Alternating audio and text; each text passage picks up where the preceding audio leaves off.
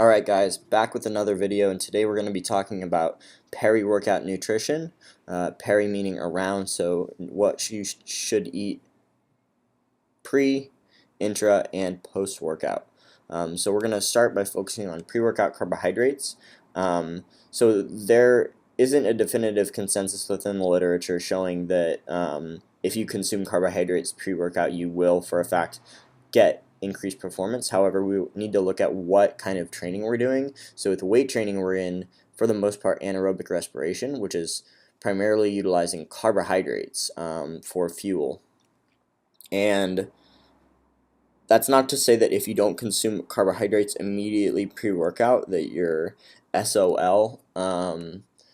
Your body, unless you're in a severely nutrient depleted state, should have carbohydrate reserves in the form of glycogen within your muscles or within your liver, so that's what you'll run on if you don't have glucose immediately available in your bloodstream. However, it stands to reason to assume that if you do eat carbohydrates pre-workout, that will be some of the fuel that you are running off of. So I generally try to consume carbohydrates before my workout. So talking about meal timing, if you eat too close to your workout, you may experience some gastrointestinal discomfort and maybe some nausea, right? So if you just slam a falafel and then head into the gym, you might throw up. But if you wait too long, if you are eating too far out from your workout, you may notice that fatigue will set in earlier than normal, so going in a near fasted state. So especially when you're in a caloric deficit, since you're in a nutrient restricted state and your glycogen may not be 100% topped off, it's not unwise to consume 15 to 30 grams of an easily digested carbohydrate 1 to 2 hours pre-workout. So generally for pre-workout meals, regardless of if you're dieting or not, 1 to 2 hours is a fair enough window in order to allow you to fully digest your food, but also to allow you to have, at least some of the nutrients within your bloodstream still available to use. Pre-workout, especially if you're low on time or you just want to grab something quickly, fruit is a fantastic option. Fructose digests relatively quickly. It's a good source of healthy carbohydrates. So moving into intra-workout nutrition, unless you are an athlete participating in long duration activities like cycling or distance running, there's no real need for intra-workout nutrition. I think that water and potentially even electrolytes are more than enough to get you through your workout. If you find yourself fatigued unless you consume something intra-workout, probably carbohydrates, then you should look at your pre-workout nutrition and your overall nutrition. So when you consume, let's say, cyclic dextrin during your workout, which is a simple carbohydrate, in order to digest that, your body needs to bring blood from your muscles into your gastrointestinal tract. So, that can cause some nausea and gastrointestinal distress. So I don't really recommend drinking like carb drinks or protein or anything like that intra-workout. However, if your workout is lasting more than 2 hours, which is a lot, 15 to 30 grams of simple sugars or glucose or whatever is fine, like Gatorade or something of that nature. It won't hurt, but it shouldn't be too necessary on that one. And moving into our post-workout nutrition, the approach to post-workout nutrition, at least kind of from the traditional bro science side of things, is going to be to replenish intramuscular glycogen through carbohydrate consumption, and B, to spike insulin to quote-unquote optimize your nutrient partitioning or drive your carbs into your muscles or whatever folks say these days. In regards to the first argument, significant glycogen depletion during your resistance training is unlikely. Even on a moderate carbohydrate diet, even if you're in a nutrient depleted state in the first place, we will likely see full glycogen replenishment within a 24-hour period. So you don't need to do it right then. It should happen over the course of the next 24 hours in terms of filling your stores back up of glycogen. Now, in regards to argument B, the insulin theory,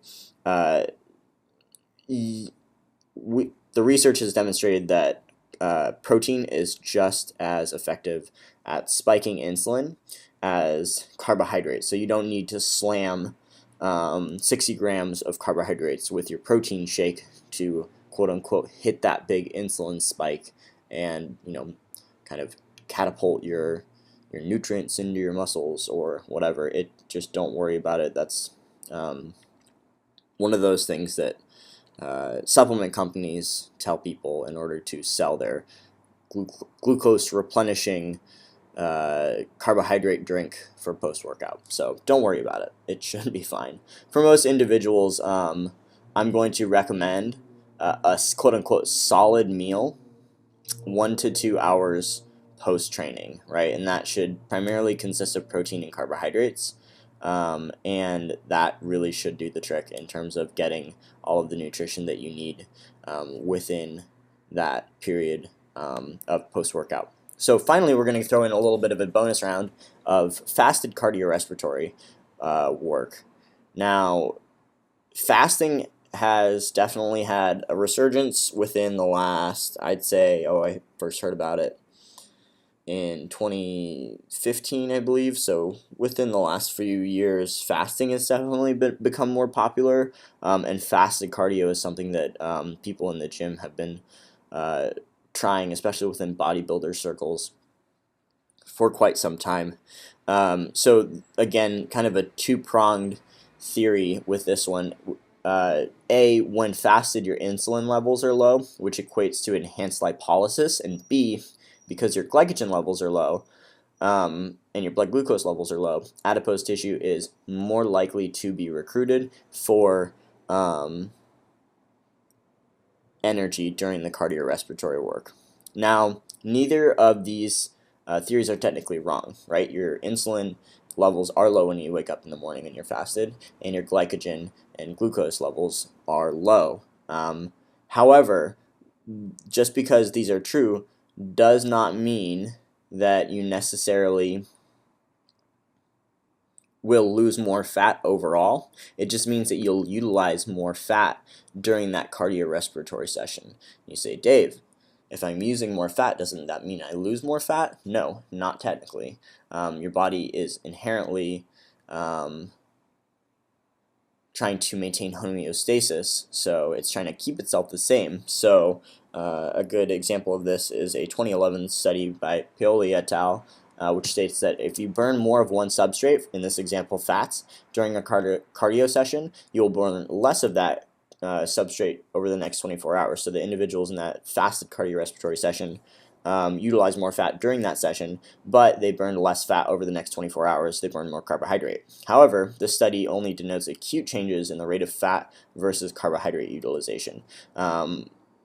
A 2014 study by Brad Schoenfeld, Alan Aragorn, and James Krieger showed that there was no significant difference in fat loss between two groups of subjects, one doing fasted cardio, the other doing non-fasted cardio.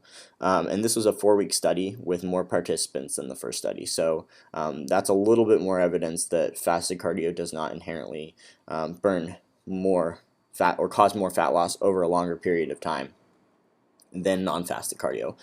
Finally, to kind of round out the research, a 2017 meta-analysis showed that fasted versus fed exercise does not increase the amount of overall weight lost. So there is no special benefit to fasted cardio. However, if you find that first thing in the morning if you want to do cardio first thing in the morning on an empty stomach, if you find that that works better for you, if you find that it's easier, if you find that it's more enjoyable, then by all means, you do you. It's not inherently detrimental to your physique or to body composition, but it's not inherently beneficial. It's kind of a neutral either or. If you don't like it, don't do it. If you like it, do it. So that's going to round out this video. Thank you all so much for watching and listening. Please drop me any questions that you have in the comments, and let me know if you'd like to see other videos extrapolating on any of the topics gone over here: fasting, carbohydrate metabolism, protein, anything of that nature. Thank you, and bye-bye!